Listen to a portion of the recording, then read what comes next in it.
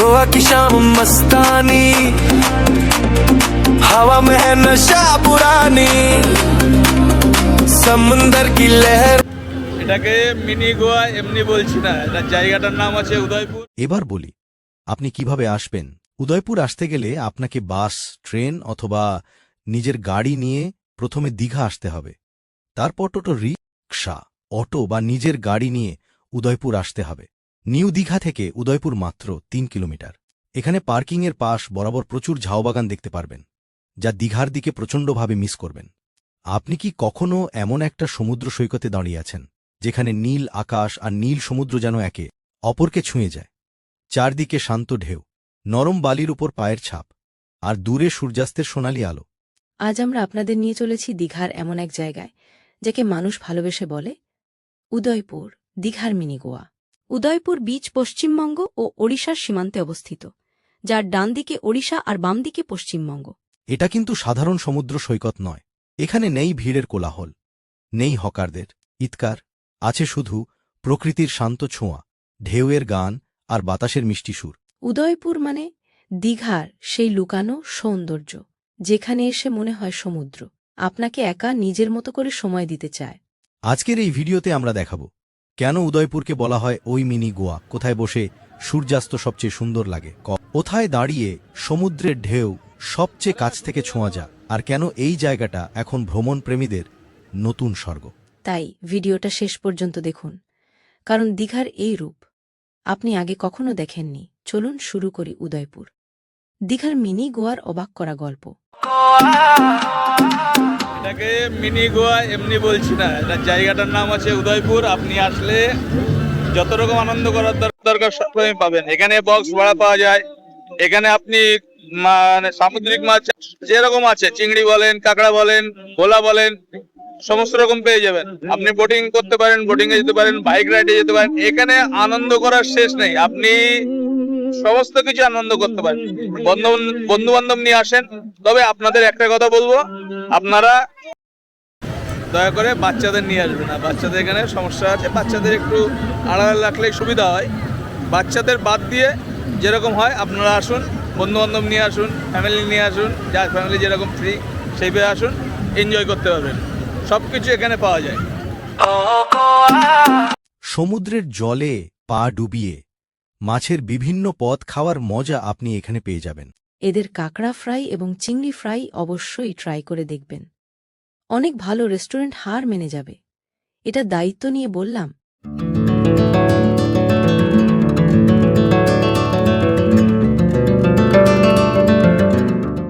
যদি মাছ এবং chicken fry, তন্দুর ভালো লাগে, তাও নিমেষের মধ্যে হাজির হয়ে যাবে। আপনার টেবিল যেখানে, তন্দুর বা মাছের দোকান হাজির সেখানে।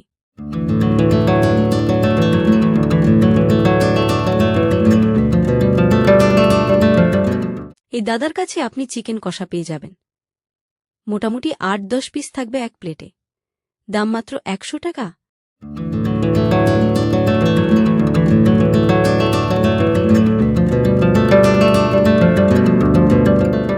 চলুন একটু স্পিড বোটের মজা নেওয়া যাক।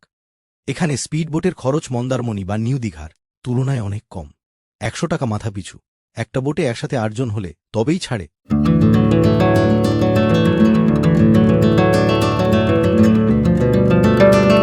তবে এটুকু বলতে পারি, স্পিড বোট চড়ার মজা সারা জীবন স্মৃতির মণিকোঠায় জায়গা করে থাকবে।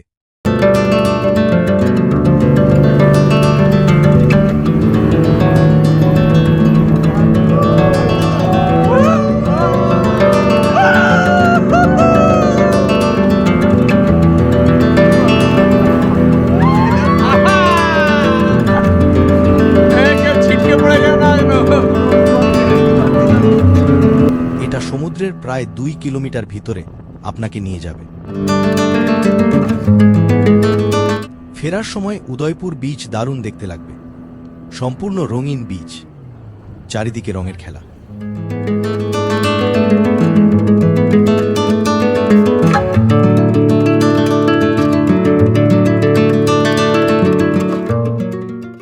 উদয়পুর বিচ বলতে পারেন এন্টারটেইনমেন্টের খাজানা। সারা বিচ জুড়ে এখানে বিচ পার্টি চলে।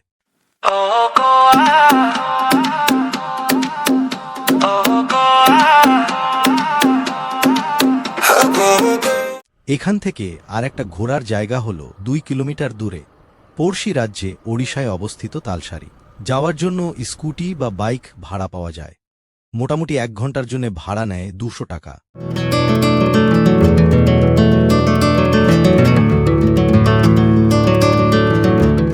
আপনি বাইক চালাতে পারলে আপনাকে বাইক চালানোর জন্য দিয়ে দেয়। বিচের উপর দিয়ে বাইক চালানোর অনুভূতি আলাদা, আর সাথে সঙ্গী থাকলে সেই অনুভূতি দ্বিগুণ হয়ে যায়।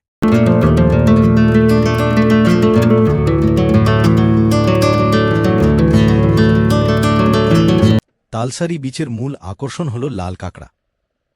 এখানে যদি আপনি চুপচাপ বসে থাকেন তাহলে দেখবেন বিচ পুরো লাল হয়ে গেছে।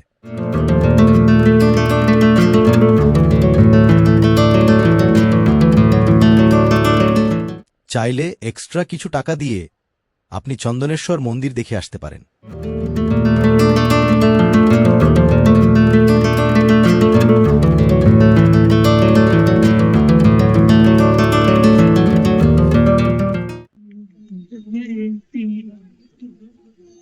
চিত্রপুরে কোনো কিছুর অভাব নেই, যেখানে সব জায়গায় একদম ভক্তবাজে, মানে একটা উৎসবের দেশ।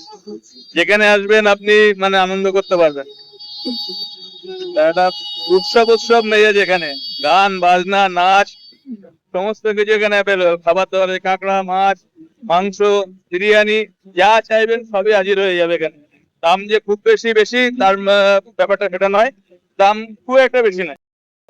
কিছু কিছু জিনিসের দাম হয়তো বেশি, বাদ বাকি সব ঠিকই আছে।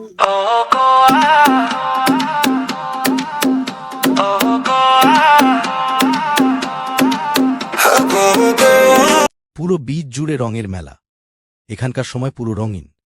আপনি যেখানে কাঁকড়া ফ্রাই বা চিংড়ি ফ্রাইয়ের অর্ডার দেবেন অথবা পানীয়ের অর্ডার দেবেন, তারাই বিচে জলের মধ্যে টেবিল চেয়ার পেতে দেবে।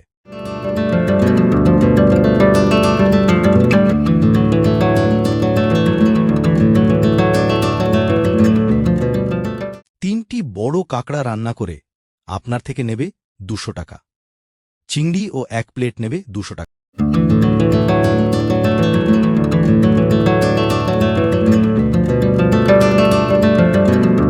প্রয়োজনে এরা দুপুরের খাবারও ব্যবস্থা করে থাকে।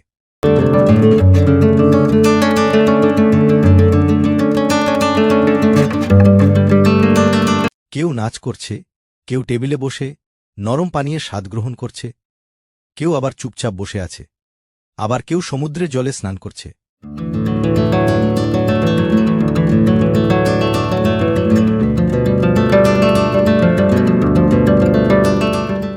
তবে আবার বলছি, বাচ্চাদের বা অপ্রাপ্ত বয়স্কদের সাথে আনবেন না। আনলে সমস্যা দেখা দিতে পারে।